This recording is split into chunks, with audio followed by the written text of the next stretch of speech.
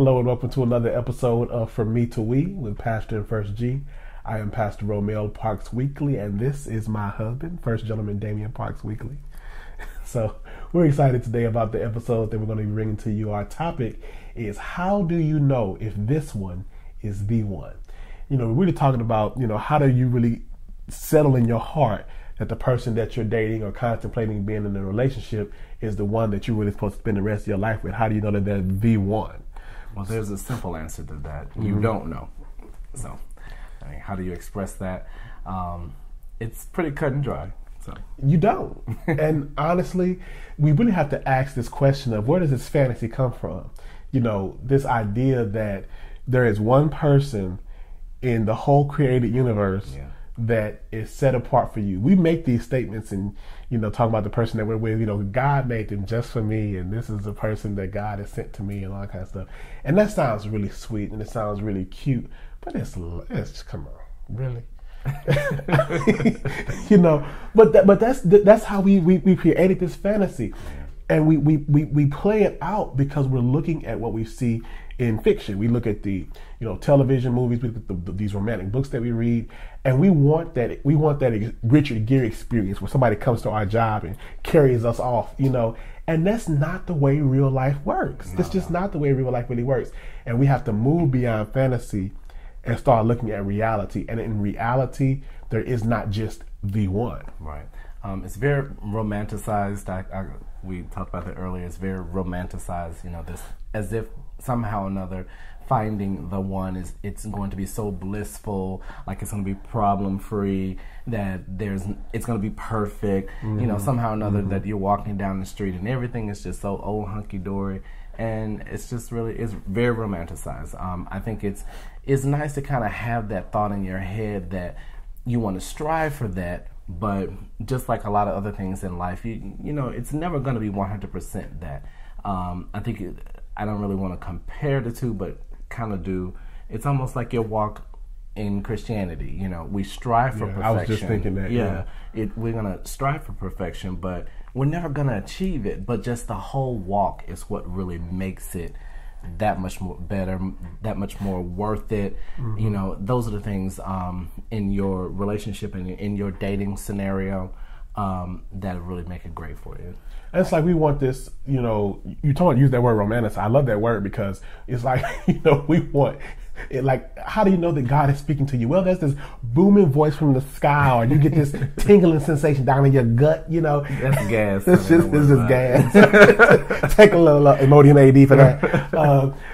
But we have that same hyper spiritual thing that we have going on in the church. We try to bring it into our relationships. We got to quicken. Oh yeah, that's the one for me, baby. No, you just got a little horny. That's all that was. Yeah. So we have to move past this. We have to move past this Tyler Perry phase of relationships and dating. Yeah. That's not how real life works.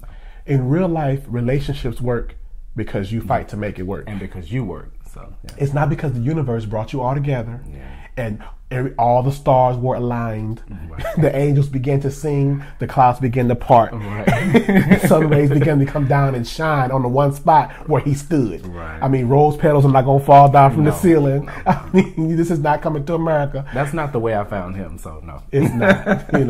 They may have fell on the screen, a little screensaver. We were laughing because it's kind of funny, honestly. It's a little comical, but in reality, it's dangerous thinking this way. It really is. Because we set ourselves up and our relationships up for failure in many cases. Right. Because the perception that we have is that our relationship is supposed to be this hunky-dory, wonderful, like you said, blissful, no problems. So the first time problems begin to manifest or things don't, happen the way we created this fantasy in our head, then you start we run for and run for the hills. Right. We have no reason to fight because it's not the one. Right. You question whether or not then, is this the one? Well, that's here and there, and that's the problem, is that there is no the one. The relationship requires you to put in the work, just like anything else does in life, and you really got to fight for it. Absolutely. You have to help create the relationship, to create that bliss and that romantic time that you do have together. It's something that has been to be created. It doesn't just fall down flat and bam, here we are. There are some things that are a little bit, I guess, dangerous. You want? Well, yeah. I mean, I really think that it's a form of self-sabotage. And I tell you what else. When you have this idea that like God or the universe put you all together, it removes the responsibility that you have to make sure that this person is the person that you want to spend the rest of your life with. This is a choice that you have to make. Listen, if it was all about what God said, what's the whole point of dating? Right. You just sit back and wait till the Lord speaks. And when the Lord speaks, you go ahead and get married because the Lord, and that's why you gotta stop going to people saying, the Lord told me that you was my husband, that you were my wife. Well, I'm glad he told you that, but until he tells me and until I make a decision, can we go to scripture?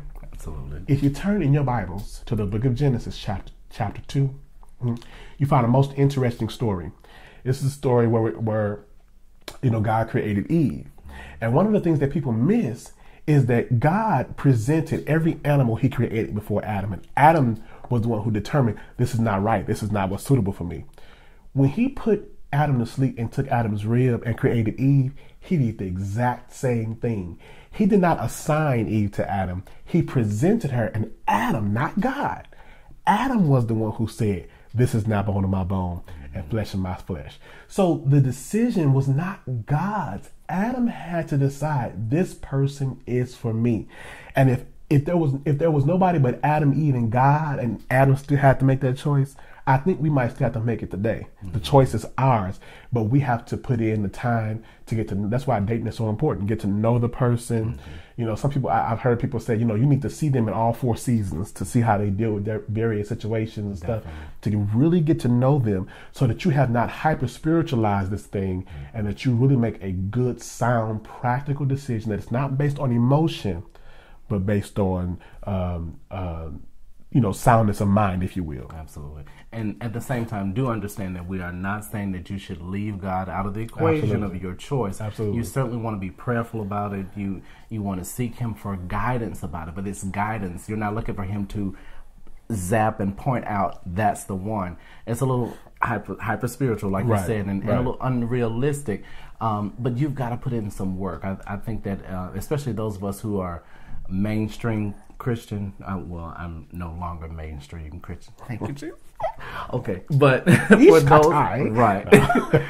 for those of you who are mainstream Christian, I do want you to be careful that you don't try to make everything about every aspect is I've just got to sit there and wait on the Lord. You've got to put in the work for it. Our relationship.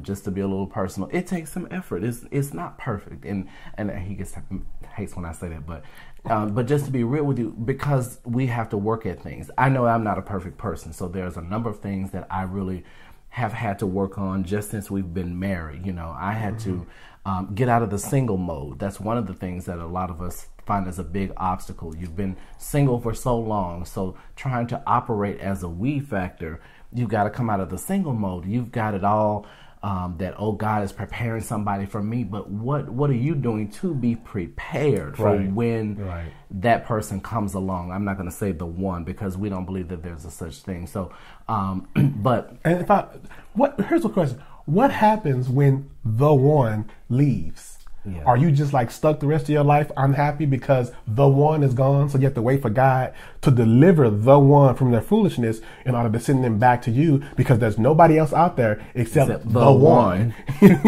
What happens when they die? Yeah. Is there nobody else out there for you because the one is now dead? That's not how this thing works. Okay, not at all. And there's another passage I want to talk about in the Gospels.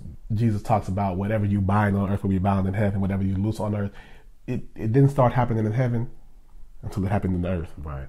So you say, well, God has joined together. The question is, why did God join them together? Because you decided this was the person you wanted to spend the rest of your life with. And when you were bound together in heaven, then on earth, then he bound you together in heaven. That puts the responsibility back on you. Yeah. God's going to back you up in your decision, which means that you have to make a sound.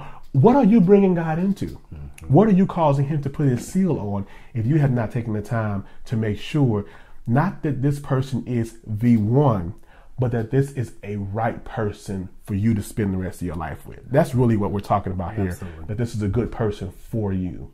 And just to tag back just a second on, what if that one leaves, but what if that person dies? What if they actually, for whatever in the world that takes them away from here and God calls them home or what have you?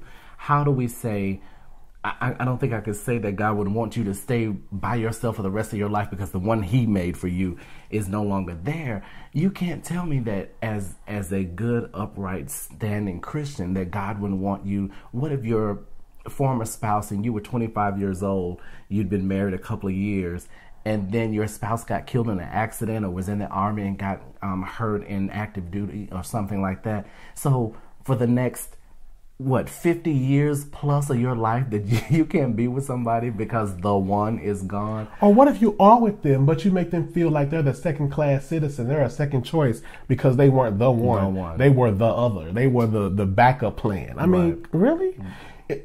The person becomes the one when you all have worked to make it the one. Absolutely. It's something that happens over time. Absolutely. Not some hyper spiritual. It's not a divine setup. You have to work at it. Absolutely. So we'll keep doing our work, and we certainly hope that you all will do your work. Put it in your work. Definitely. So for those of you that are couples, we would say, hey, just keep going at it. Make it a daily process. And it's got to be a partnership. You can't change the other individual. You've got to change and work on you. So when those two working parts come together, that's when it happens. You can't make it happen. All you can do is work on you.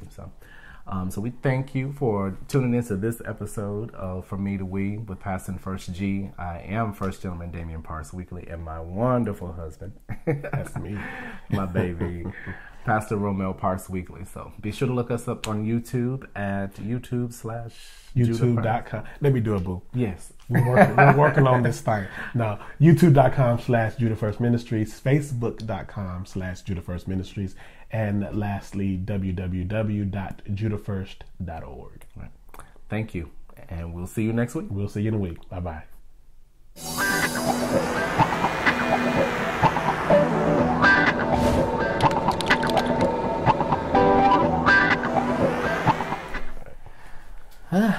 Glory to God. Hot high. Hubba bubba. Isn't that a gum? Yeah, that's what I said. Hubba bubba gum. Yes.